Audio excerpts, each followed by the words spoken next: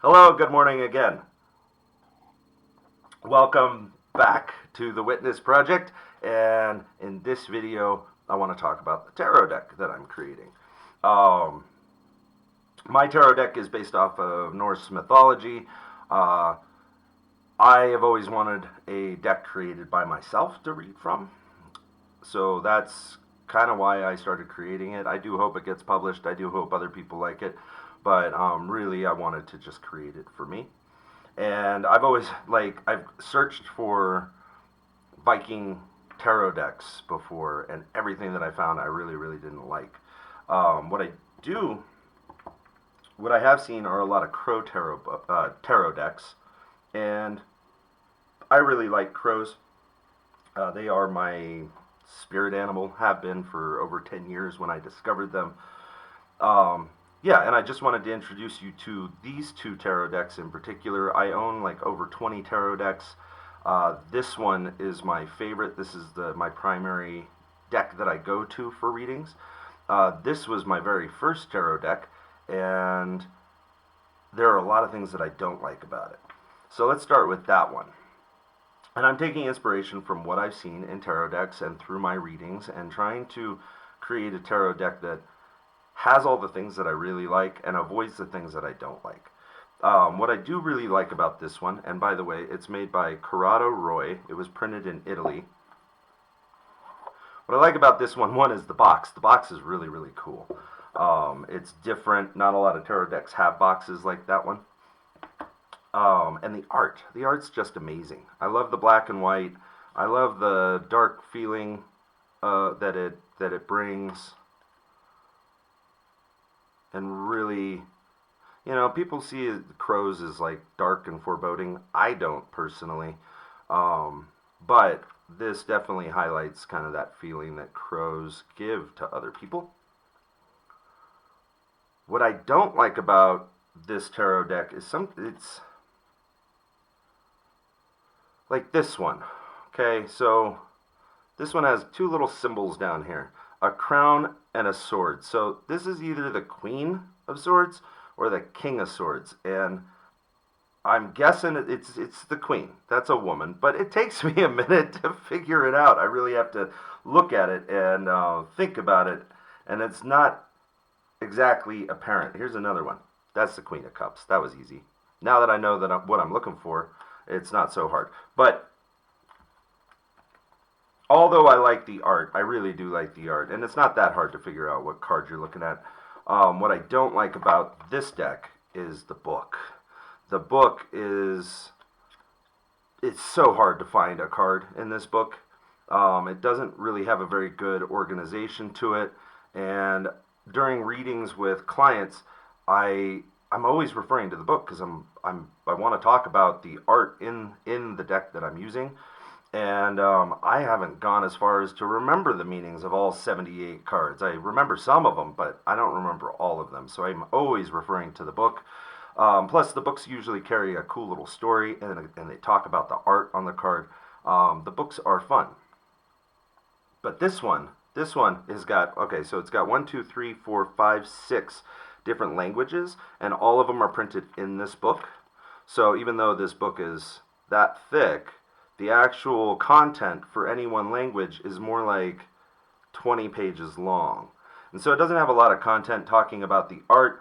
The description of the card can certainly be used in a reading, but it's so symbolic that it kind of loses its meaning. And I've just never really liked what the book provides for me in this deck.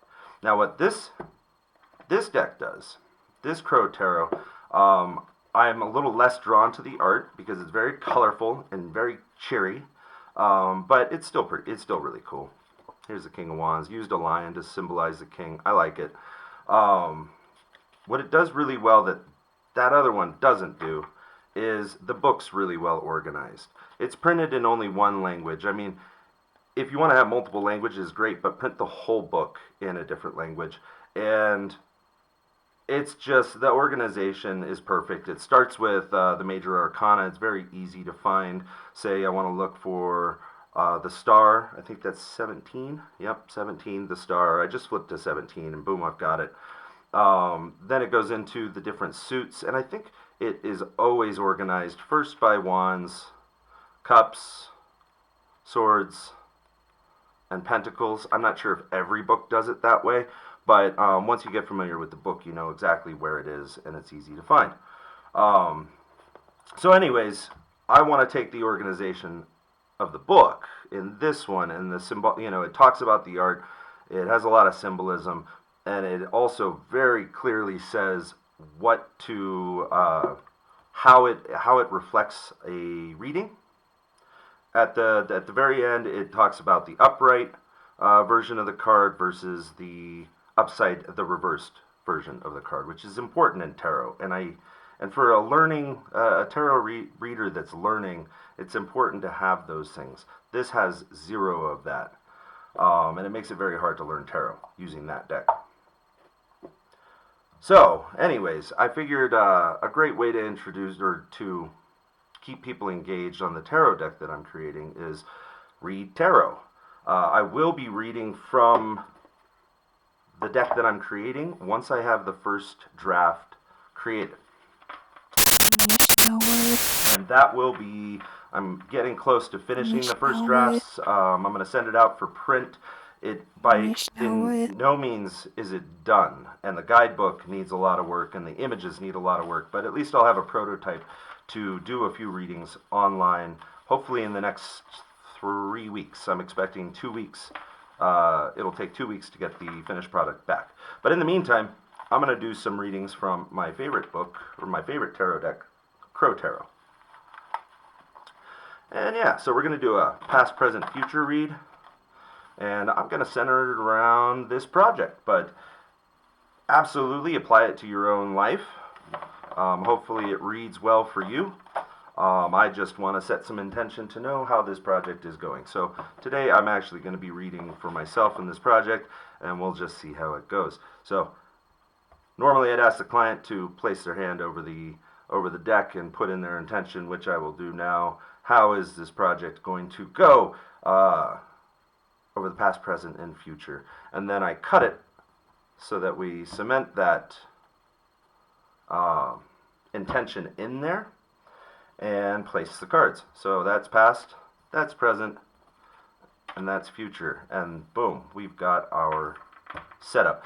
Now, I run by intuition. Sometimes I flip the cards like this, and that's our past card.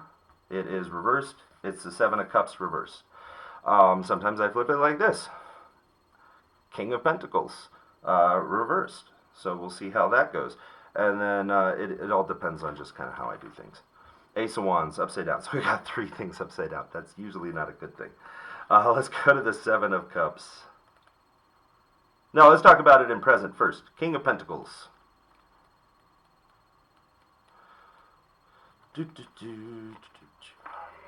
Keywords: money, growth, luxury, apprenticeship, artistic. That's fun, and it resonates with a project that I am creating.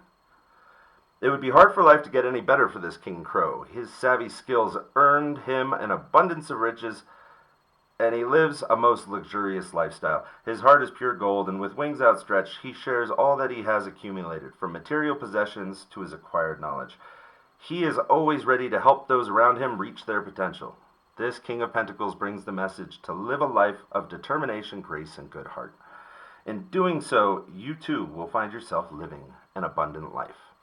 But we've got it reversed. So both meanings apply to the reading.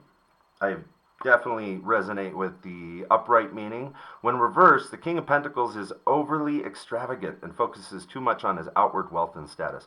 Interesting. So that's perhaps I'm focusing too much on where this project is going and not just enjoying the process. I don't know. I'm enjoying the process immensely. So in some ways it resonates with me. In other ways, it's not. I've definitely thought a lot about where this book, or where the book and the tarot deck will go as far as publication. And I feel like this is warning me to set my expectations realistically and accept that it's cool if it just never goes anywhere. The Seven of Cups. Let's talk about the past.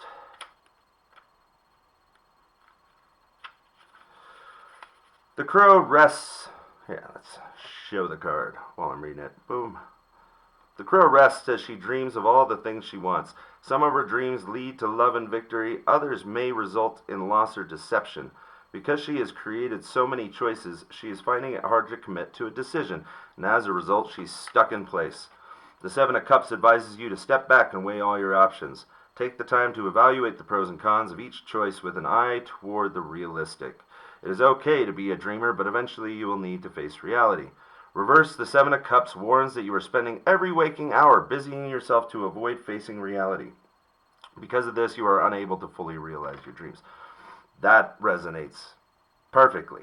I have had other projects. I tried to open a yoga business. I start a lot of projects and finish and don't finish a lot of them. And I dream a lot rather than actually doing. So yeah, that was definitely the past, and again, it touches on that realistic expectation of where this project is going and what I'm trying to get out of it. So let's look at the Ace of Wands in the future. This hopefully carries some good news. Ace of Wands. The crow swoops from the sky and lands upon a wand, marking for beginning. The beginning of a path to a bright shiny city in the distance.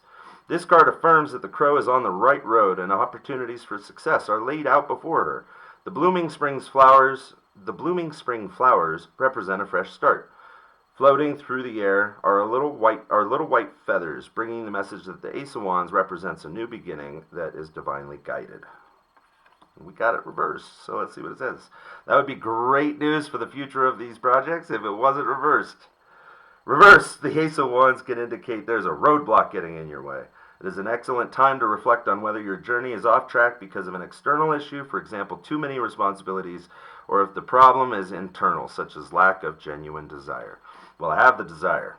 Definitely have the desire. I have run into some roadblocks along the way, and I don't know. I'm really going to have to think about this reading because it was perfect. It definitely touches the creative project, but I do want success in the future, and it seems there is something in the present that's holding me back.